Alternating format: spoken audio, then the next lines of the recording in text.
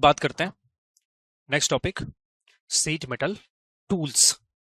ठीक है ना, अब थोड़ा डिटेल में बात करेंगे शीट मेटल टूल्स। आपको बेसिक इंट्रोडक्शन मिल गया होगा फर्स्ट लेक्चर में। सेकंड में आपने पढ़ लिया होगा टाइप ऑफ सीट्स, कौन कौन से किस किस मटेरियल की सीट्स बनी होती हैं।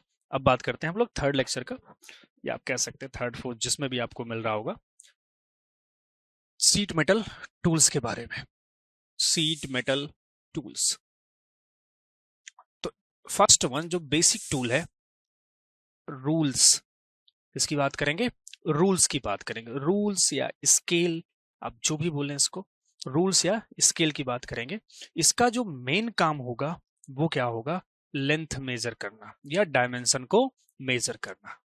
लेंथ मेजर करना या डायमेंशन को मेजर करना, या फिर मेजर करके मार्क करना।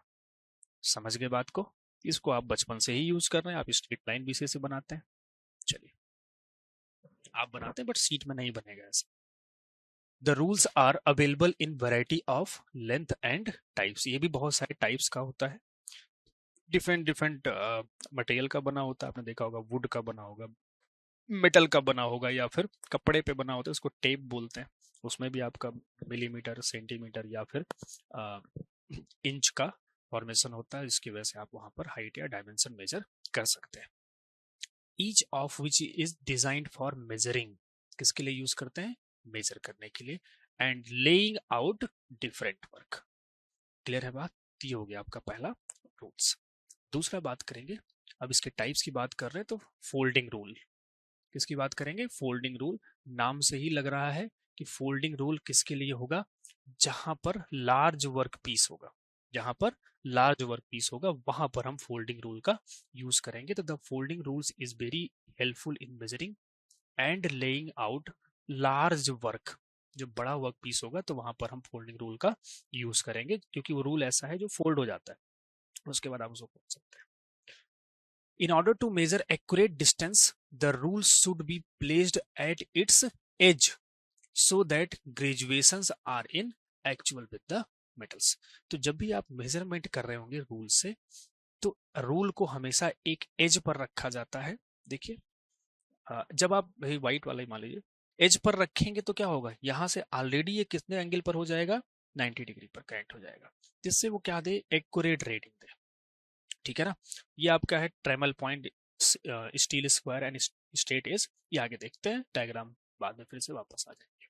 तो steel square, it is a L shaped piece. कैसा होगा? एल शेप्ड का एक पीस होगा ऑफ हार्ड एंड स्टील। किसका बना होता है? हार्ड एंड स्टील का। ये आपको ध्यान रखना है। सरफेस इसकी कैसी होती है? हार्ड होती है, क्योंकि बार बार सीट मेटल के अगेंस्ट में ये फ्रिक्शन करता है, मतलब सीट मेटल के अगेंस्ट में वर्क किया जाता है, तो इसमें फ्रिक्शन डेवलप होगा। फ्रिक्शन डेवलप होने की वजह से इसकी सरफेस खराब हो सकती है, इसमें जो मार्किंग है वो खराब हो सकते हैं। इसलिए इसको किससे बनाया जाता है? हार्ड एंड स्टील से बनाया जाता है, जिसका सरफेस क्या हो? हार्ड हो। विथ ग्रेजुएशन मार्क्स, इसमें मार्क्स भी होंगे, millimetre, centimetre. On the edge for measuring. The narrow arm of the tie square is the tongue and the wide part is the known as the, इधर देखिए diagram में, ये है आपका, कहां गया? Steel square. ये आपका स्टील स्क्वायर। तो एक जो नैरो पार्ट है वो क्या है? टंग है, और जो चौड़ा वाला पार्ट है उसको बोलते हैं बॉडी। तो हमेशा बॉडी को ही क्या करते हैं? प्लेस्ड करते हैं, तो इसको क्या बोलेंगे? Body. Like this is our steel square. दिख रहा होगा आपको स्टील स्क्वायर।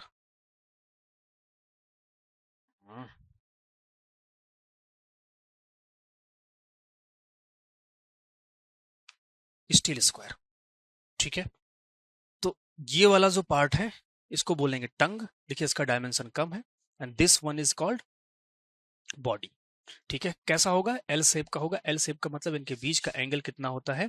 90 डिग्री होता है। बीच का एंगल कितना होता है? 90 डिग्री होता है। क्लियर है बात? चलिए आगे देखते हैं second one, straight edge. Straight edge, it is a flat bar. कैसा होता है? फ्लैट होता है। किसका बना होगा? Steel with age. स्टील भी होगा, उसमें एज भी होंगे, कॉर्नर्स भी होंगे। And this bar comes in variety of length. Length की वैरायटी पर मिलेगा, मतलब अगर इसमें आप टाइप में जाएंगे तो लेंथ के रेंज में मिलेगा 1 metre range, 2 metre range, 3 metre range, like this 1 to 3 metre. तो जो रेंज होती है वो कितना होती है, 1 से 3 मीटर के रेंज तक मिलता है। It is useful for drawing long fins, long line बनाना हो या लॉन्ग फिन्स बनाना हो तो उसको ड्रॉ करने के लिए इसको यूज करते हैं। स्ट्रेट एज, ठीक है।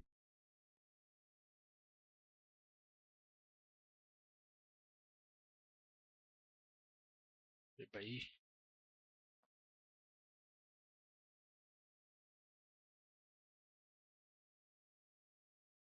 सीधा हो जा। तो this one is straight as.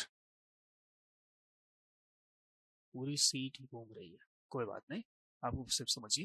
This is called straight edge. अब देखिए स्ट्रेट एज क्या होगा, ये 1 से 3 मीटर की रेंज में होगा। इसमें जो होल्स बने हुए हैं इसमें आप मार्क करने के लिए यूज किया जाता है, ये दोनों पकड़ने के लिए है। तो अब इसको आप जहां पर भी आपको स्ट्रेट लाइन बनानी होगी या स्ट्रेट कोई मार्किंग करनी या मेजर करना है तो वहां पर इसको हम यूज करते हैं।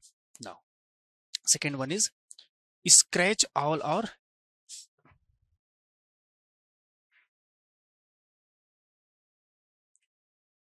स्क्रैच ऑल्स और स्क्राइबर्स। इसको देखिएगा, स्केल आउट और स्क्राइबर्स। तो they are use to scribe और mark line on the metal surface.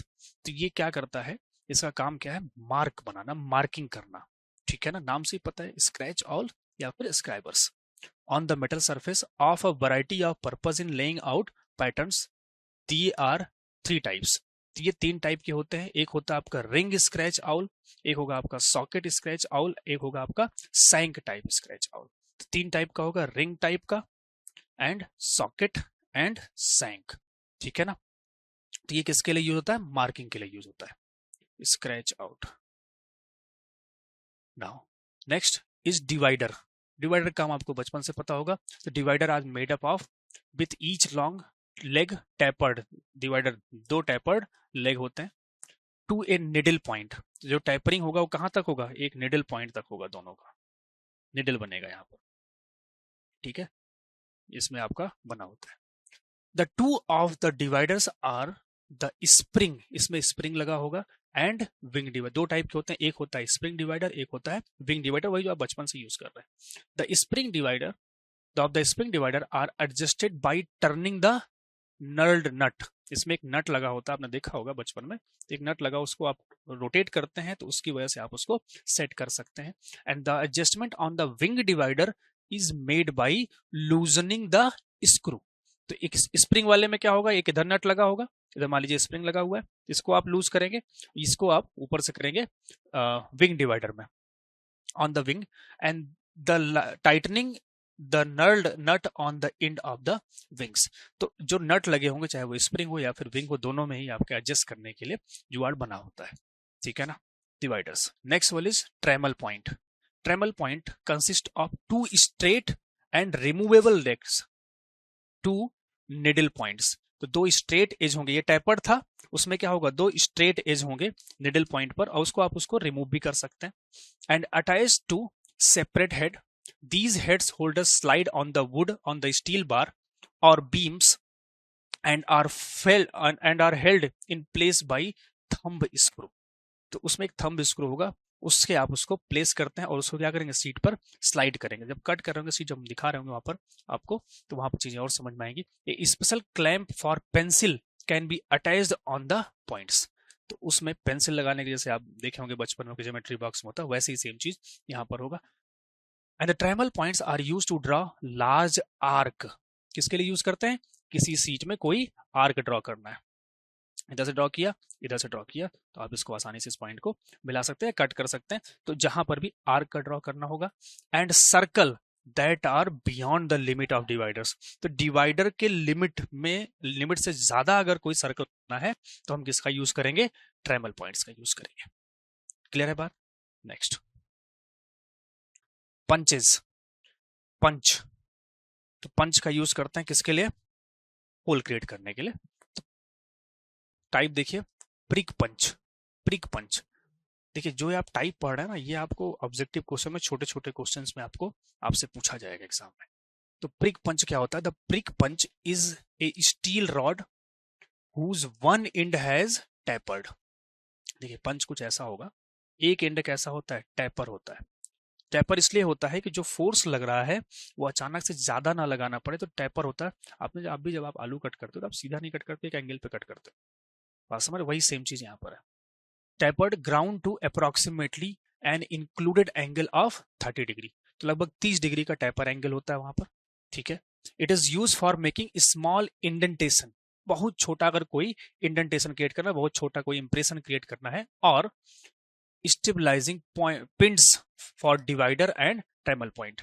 तो इसको हम यूज करते हैं प्रिक पंच को, जैसे हमारी किसी सीट में डिवाइडर यूज करना है तो उसमें निशान बना देंगे डिवाइडर के लिए, जिससे डिवाइडर स्लिप ना हो, या स्मॉल कोई इंडेंटेशन या कोई निशान बनाना है, या कोई बहुत छोटा कोई होल क्रिएट करना है, तो उसके लिए यूज करते हैं। आप इसको आप पिन समझ सकते हैं।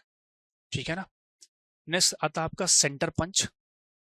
The centre punch is similar to prick punch, but its point is ground to an angle of approximately.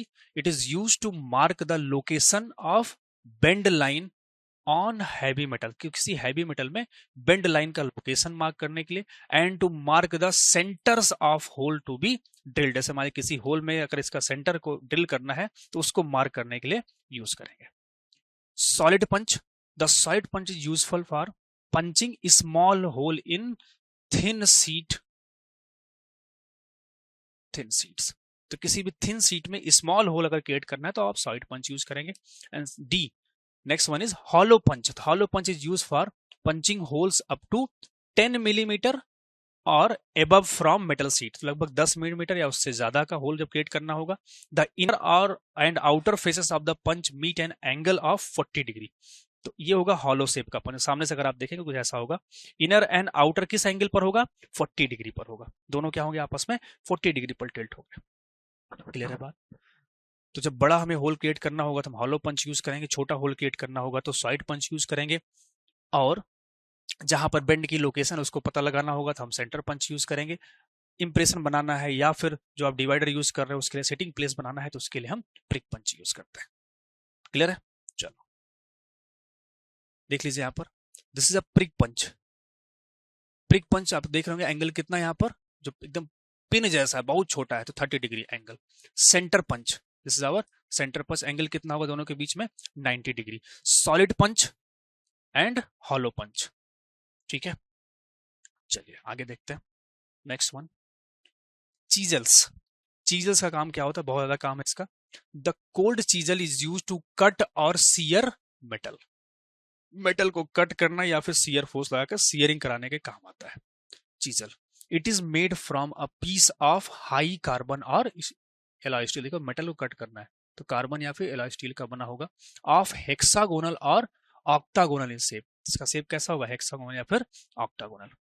They are many different type of chisels, but the flat chisels is mostly use for cutting sheet metal. तो sheet metal cut करने के लिए कौन सा use करते हैं, flat chisel. Rivets, bolt and in chipping operation. तो कहां यूज करेंगे इसको, फ्लैट के यूज करेंगे किसके लिए, कटिंग सीट मेटल कट करने के लिए, रिविट्स के लिए, बोल्ट्स के लिए, या फिर चिपिंग ऑपरेशंस के लिए यूज करेंगे। ठीक है। Next one is snips. Snips, the snips are somewhat similar to pair of scissors. जैसे आपको सीजर होता है वैसे ही क्या होता है, स्निप्स होता है, बट आर कंसिडरेबली हैवियर, थोड़ा बड़े साइज का होगा। सीजर जैसा ही होगा लेकिन थोड़ा सा बड़े साइज का होगा। And they are several type of snips available for making straight और सर्कुलर कट। तो आप जैसे कैंची होती है आप स्ट्रेट कट करते हैं, इससे आप दूसरे टाइप का मिलेगा तो कैसा होगा, आप उससे एंगल पर भी कट कर सकते हैं या फिर सर्कुलर कट भी कर सकते हैं। But the most common are straight snip and the curve snip. सबसे ज्यादा कौन सा यूज होगा, स्ट्रेट और कर्व्ड।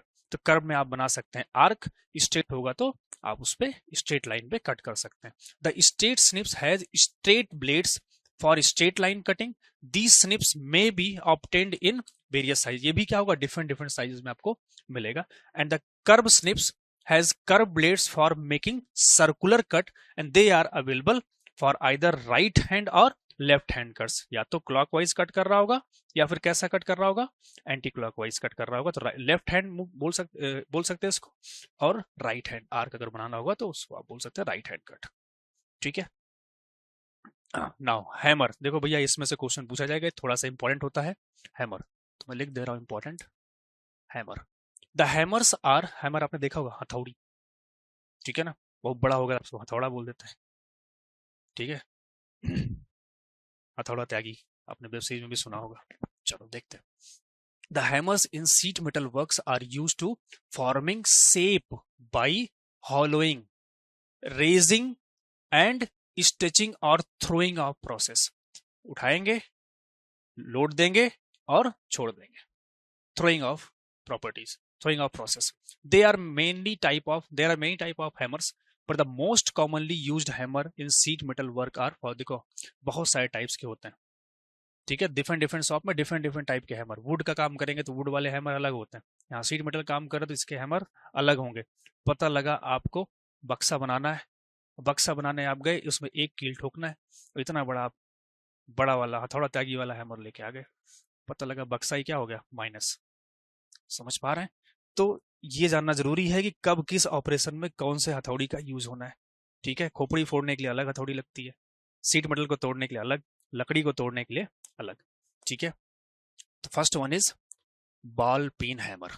बॉल पिन हैमर, तो the ball peen hammer has a round slightly curve face, तो इसका फेस कैसा होगा, राउंड होगा और थोड़ा बहुत कर्व होगा, एंड ए राउंड हेड, तो इसका जो हेड होगा वो हेड भी कैसा होगा, राउंड होगा। It is general purpose hammer, यही क्या है आपका, जनरल पर्पज वाला हैमर है, ball peen hammer. This one is ball peen hammer, जो आप मोस्ट ऑफ द केसेस में आप इसको देखते होंगे बॉल पिन हैमर को। तो ये कैसा है आपका, राउंड है, सॉरी फ्लैट है, और यहाँ पर क्या है, राउंड है, दिखाई पड़ रहा है आपको। तो मोस्ट ऑफ द केसेस में आपको यही दिखता होगा। Second one is riveting hammer, तो रिविटिंग हैमर किसके लिए यूज करेंगे, जब आप रिविट लगा रहे होंगे तो वहां पर रिविटिंग हैमर का यूज होगा। The riveting hammer has A square slightly curve face, तो फेस कैसा होगा इसका, स्क्वायर होगा और थोड़ा बहुत कर्व होगा, with bevelled edge to prevent the head of the hammer from marking the metal. तो बेवल शेप में इसलिए बनाते हैं बेवल एज में कि पता लगा जो आप हैमर यूज कर रहे हैं उससे सीट पर कोई मार्किंग ना आए, ठीक है ना। Now, the pin side is double tapered and has slightly rounded end. It is used for spreading rivet and for hammering a rivet set. Rivet लगाना होगा या पूरे रिविट सेट को आपको लगाना है, तो उसके लिए आप क्या यूज करेंगे, रिविटिंग हैमर यूज करेंगे। रिविटिंग हैमर देख लीजिए, this is our riveting hammer.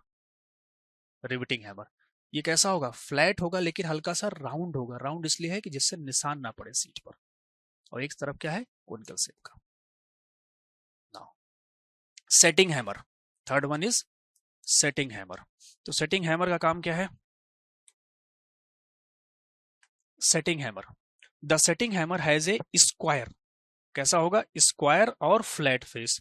Face कैसा होगा, स्क्वायर होगा जब आप नीचे से देखेंगे, और कैसा होगा, फ्लैट होगा, कैसा होगा, फ्लैट होगा। एंड टैपर्ड पिन, जो पिन होगा कैसा होगा, टैपर्ड होगा विथ बेबल्ड एंड, यहाँ पर भी टैपर्ड होगा और बेबल होगा जिससे इंप्रेशन ना पड़े। The flat face is use for flattering seams without damage to the metal, कहीं किसी सरफेस को फ्लैट करना है तो वहां पर यूज करेंगे। While pin and is use for pinning operation, तो पिनिंग ऑपरेशन के लिए पिन एंड यूज करेंगे और फ्लैट के लिए फ्लैट यूज करेंगे, तो इसको बोलेंगे हम लोग सेटिंग हैमर। देखिए सेटिंग हैमर लाइक दिस, एक तरफ क्या है, फ्लैट है, एक तरफ क्या है आपका, पिन एंड है। पिन एंड, पिन करने के निशान बना देंगे, फ्लैट का यूज करेंगे सरफेस को फ्लैट करने के लिए, ठीक है ना। नाउ नेक्स्ट, हॉलोइंग और ब्लॉकिंग हैमर। हॉलोइंग और blocking hammer, hollowing and blocking hammer क्या होता है, द हॉलोइंग और blocking hammer has a dome face, face कैसा होगा इसका, डोम जैसा होगा, ठीक है ना, डोम जैसा होगा फेस इसका। विदाउट एनी शार्प कॉर्नर, में कोई भी शार्प कॉर्नर नहीं होगा। It is use for hollowing discs into bowl shape, तो जब बॉवल शेप कहीं बनाना होगा, जैसे आप उसको हैमर करेंगे तो शेप कैसा आ जाएगा, बॉवल, कटोरा जैसा शेप, ठीक है ना। तो हॉलोइंग और ब्लॉकिंग हैमर देख लीजिए कहां पर है, हॉलोइंग और blocking hammer, this one is hollowing और ब्लॉकिंग हैमर। आप देख रहे हैं सरफेस कैसा है, तो इससे क्या बन जाएगा आपका, बॉल बन जाएगा। Next, raising hammer, raising hammer, the raising hammer has A oblong flat face with concern slightly round of. ये भी कैसा होगा, फ्लैट फेस होगा, लेकिन जो इसका सरफेस है वो कैसा होगा, हल्का सा राउंड होगा। It is use for raising circular disc and many other raising and bumping operation. कहीं पर बम्प देना हो, किसी सीट मेटल है बम्प देना है, जैसे अपने स्पीड ब्रेकर आपने देखा हो, बम्प देना है, तब इसका यूज करेंगे। ठीक है, तो रेजिंग हैमर लगभग ऐसा ही दिखेगा, something like this, this is our raising hammer. ठीक है ना, नेक्स्ट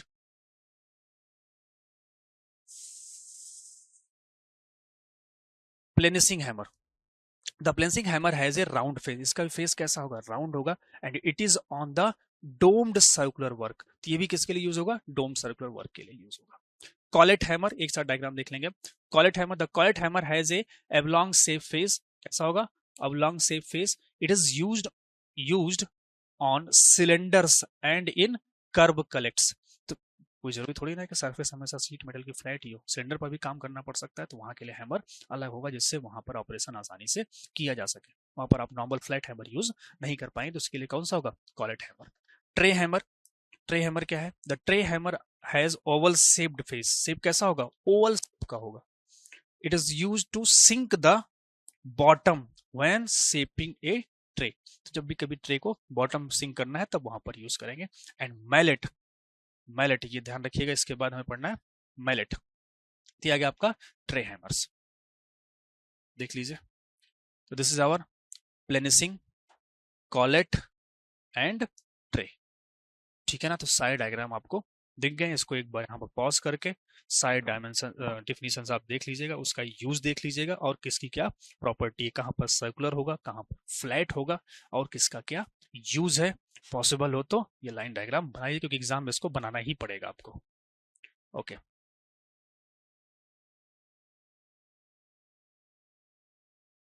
अब बात करते हैं मैलेट्स का। तो mallets may be made from hide, fibre और वुड। मैलेट किसका बना होगा, या तो फाइबर का बना होगा या किसका बना होगा, वुड का बना होगा। The best size of mallet is 5 centimetre diameter. Best size क्या होता है, 5 centimetre diameter. These may be obtained in various shapes to suit special work. Special work के लिए इसको यूज करते हैं मैलेट। ये भी लगभग लगभग आपको हैमर जैसा ही दिखेगा। तो मैलेट्स लाइक दिस, देख लीजिए किसका बना होगा, वुड या फाइबर का बना होगा। इससे जब आप सरफेस पर यूज करते हैं तो कोई भी इंडेंटेशन या मार्क्स नहीं होता है।